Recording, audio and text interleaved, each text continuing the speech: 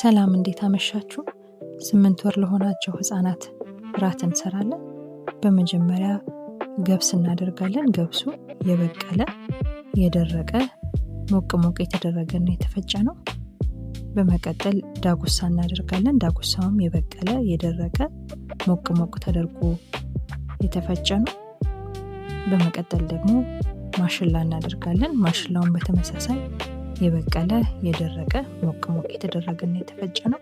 ከዛ ሽምብራውም እንደዚሁ የበቀለ የደረቀ ሞቅ ተደርጎ የተፈጨ ነው። ከዛ ስኳር ድንች እንጨምራለን። ከዛ በመቀጠል ካሮቱ ላይ ማንጎ እንጨምራለን። ያው ማንጎ ቫይታሚን ሲ ከፍተኛ ስለሆነ ለአይረን አብዞርፕሽን ይጠቅመናል። ከዛ ሱፍ እናደርጋለን። በመቀጠል ተልባው ያው ኦሜጋ 3 ስላለው ለህፃናት የአንጎል እድገት ከፍተኛ ጠቀሜታ አለው። ውህዱ ይሄንን ይመስላል። ወደ መፍጫ እናስገባዋለን። ከዛ ከተፈጨ በኋላ ይሄንን ይመስላል። ከተነፋ በኋላ ደግሞ ይሄንን